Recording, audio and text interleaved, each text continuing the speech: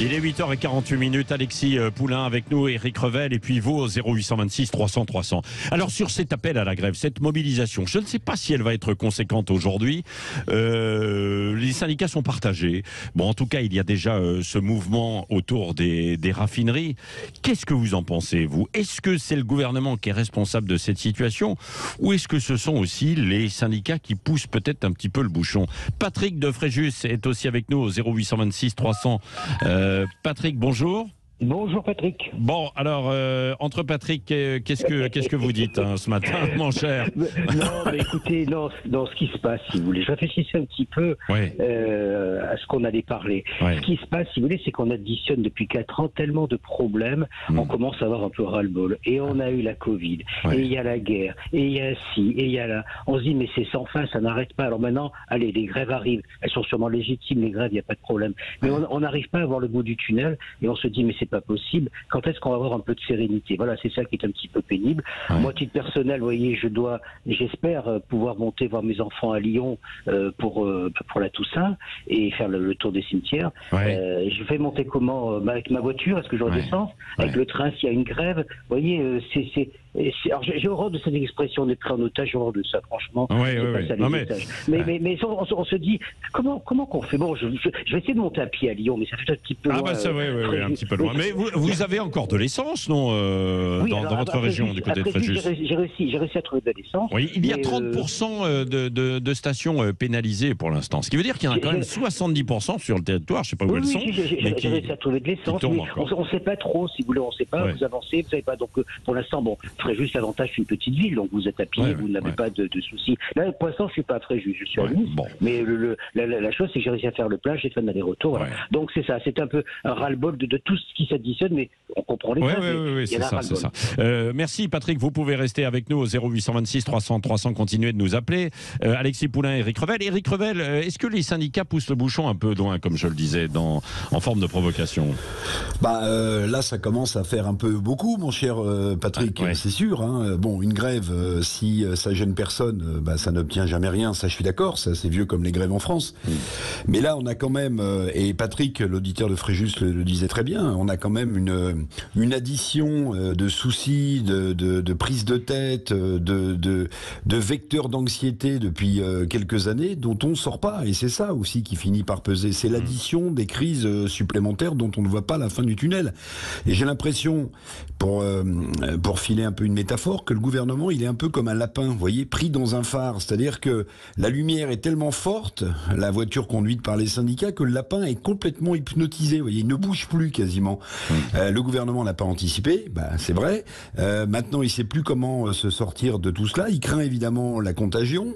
Le 49.3 va être utilisé pour faire passer le budget à l'Assemblée nationale.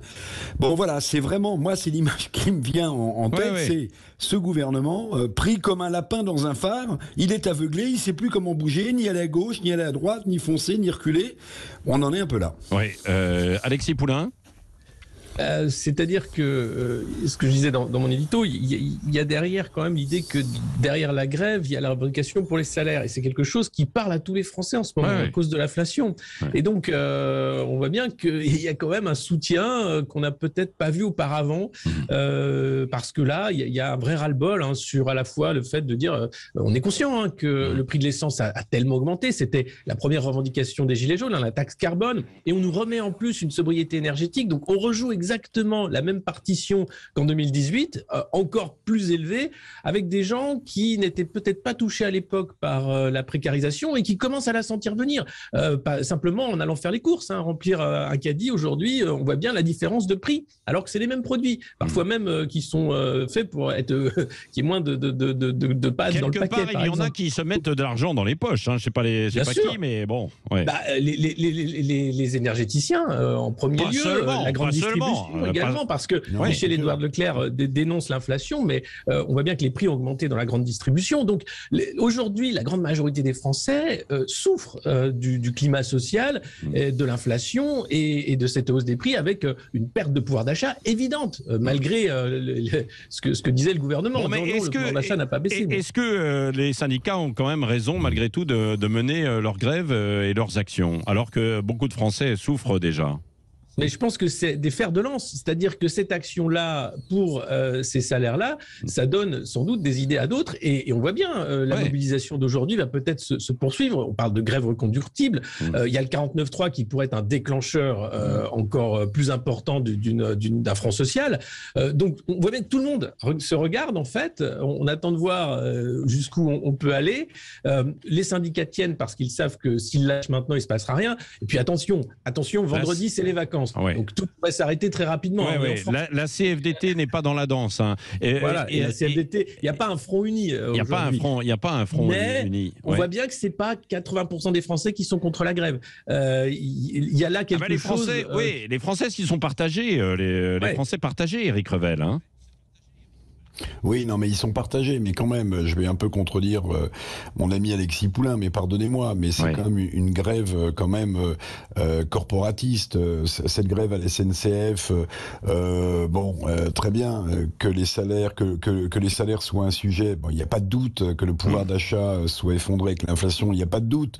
Mais j'en parlais hier, Patrick, vous en souvenez, les PME et les TPE françaises qui sont déjà fracturées financièrement par l'explosion des factures d'électricité. Est-ce que vous pensez que ces entreprises qui sont exsangues financièrement vont pouvoir supporter, sans entraîner des centaines de milliers de faillites, une augmentation des salaires?